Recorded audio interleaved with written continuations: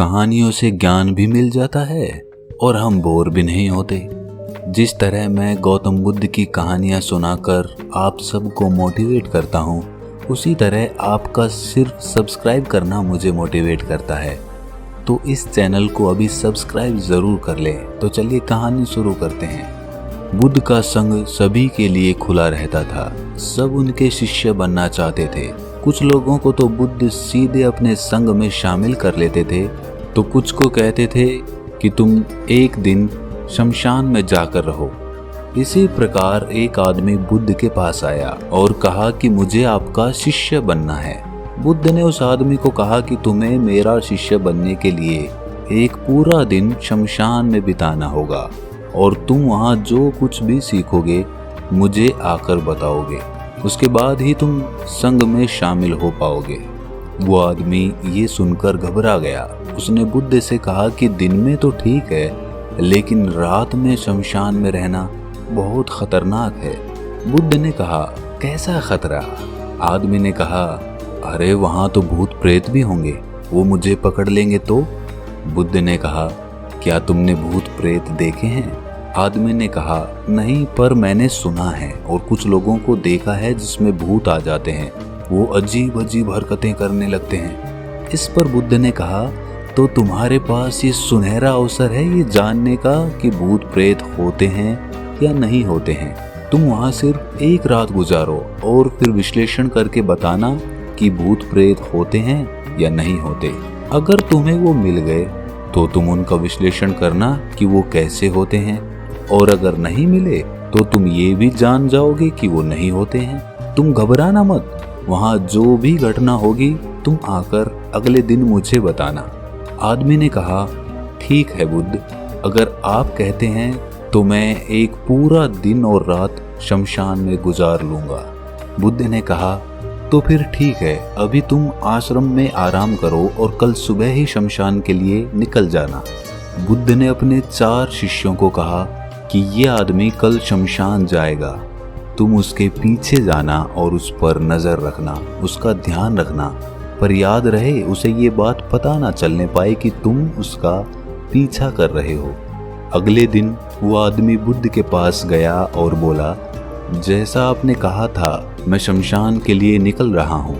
बुद्ध ने उस आदमी से कहा, ठीक है, अब तुम जा सकते हो। वो आदमी शमशान के लिए निकल गया। अगले दिन वो आदमी बुद्ध के पास आया। बुद्ध उसे देखकर मुस्कुराए और बोले, तुमने एक पूरा दिन वहाँ पर गुजारा, तुमने क्या देखा और क्या सीखा? आदमी ने कहा, मैं वहाँ सुबह सुबह गया था। कुछ देर बाद मैंने देखा कि कुछ लोग एक अर्थी लेकर आ रहे हैं। कुछ लोग सामान्य थे तो कुछ लोग बेहद खुश थे। उस बुजुर्ग के बेटे ने अपने पिता की चिता को उसके बाद अग्नि दी। वो सब वहाँ पर कुछ देर तक खड़े रहे। उसके बाद एक एक करके सब लोग वहाँ से जाने लगे। थोड़ी देर बाद वहाँ 2 और अर्थी आई, जिसमें एक अर्थी किसी अमीर आदमी की थी जो बहुत सजी हुई थी, उसमें बहुत सारे लोग थे, जबकि दूसरी किसी गरीब आदमी की थी जो बेहद साधारण थी, उसमें थोड़े बहुत लोग थे। अमीर आदमी की चिता चंदन की लकड़ी पर जलाई गई, जबकि गरीब आदमी की साधारण लकड़ी पर। पहले अमीर आदमी की चिता को जलाया गया क्योंकि वो अमीर था, जबकि बाद में गरीब आदमी की। थोड़ी देर बाद दोनों आदमी की चिता को जला दिया गया। उसके बाद सब लोग वहां से चले गए, लेकिन मैं वहीं पर खड़ा उसे देखता रहा। बुद्ध ने कहा, तुमने उनकी चिता को देखकर क्या समझा? आदमी ने कहा, बुद्ध, दोनों की चिता एक समान थी। दोनों का शरीर उस चिता में जल भी एक समान रहा था। उसके बाद दोनों उसमें जल गए। अंतिम में जो बचा ये भी एक जैसा ही था, उसमें कुछ भी अलग नहीं था। हे बुद्ध, उसके बाद वहाँ एक स्त्री की अर्थी आई। उस स्त्री का पति बेहद दुखी था और वहाँ आए सभी लोग भी काफी दुखी थे।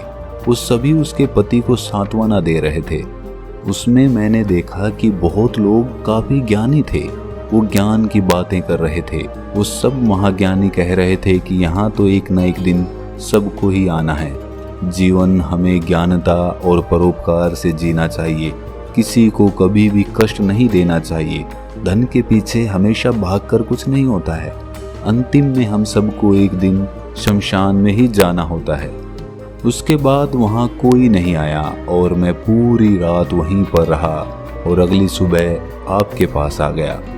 बुद्ध ने कहा, क्या तुम्हें वहाँ कोई भूत प्रेत दिखा?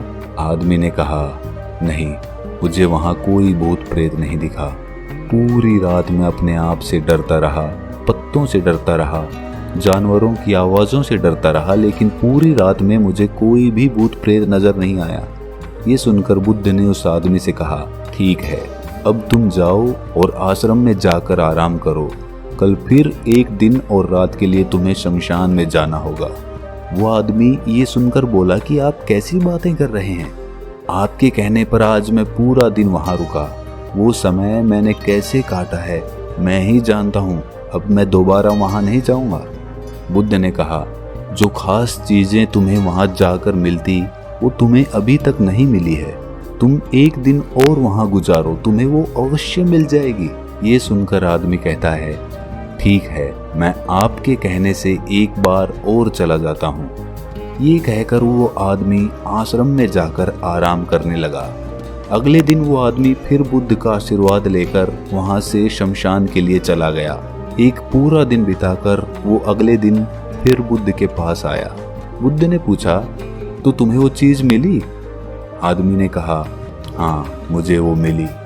बुद्ध ने पूछा, तो बताओ तुम्हें वहाँ क्या मिला? आदमी ने कहा, मैंने देखा कि कुछ लोग शाम को मुझे अर्थी पर लेकर आ रहे हैं। मेरे पीछे कुछ 15-20 लोग चल रहे हैं और मुझे 4 कंधों पर उठा रखा है। मेरे पिता आगे आगे चल रहे हैं। कुछ लोग मेरे ऊपर फूल फेंक रहे हैं और मेरे कुछ रिश्तेदार मेरे पीछे चल रहे हैं। वो लोग बेहद दुखी थे। मेरे पिता और भाई भी बहुत दुखी हैं।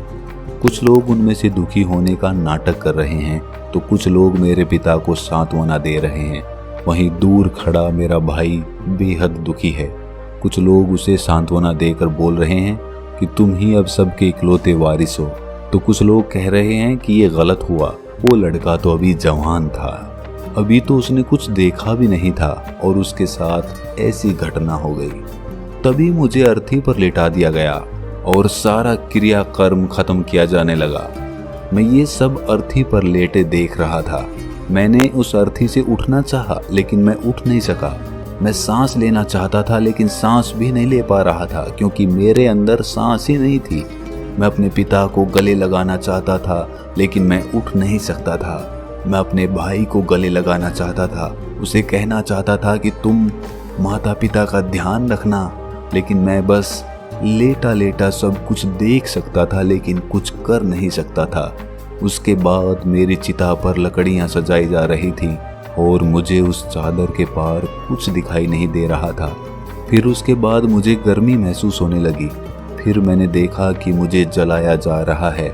मेरे हाथ पैर जलने लगे हैं, मेरी हड्डियां, खाल सब जलने लगा था। धीरे धीरे अग्नि और ज़्यादा बढ़ गई थी। मैं वहाँ से उठना चाहता था, मेरा दम घुट रहा था, मैं सांस लेना चाहता था लेकिन मैं ऐसा कुछ नहीं कर पा रहा था। मैं उस अग्नि में पूरी तरह खो गया। मैं पूरी रात खुद को ऐसे ही जलता हुआ देखता रहा।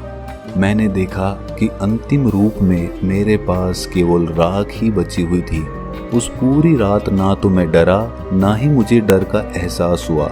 पता नहीं मैं पूरी रात कहाँ खोया हुआ था।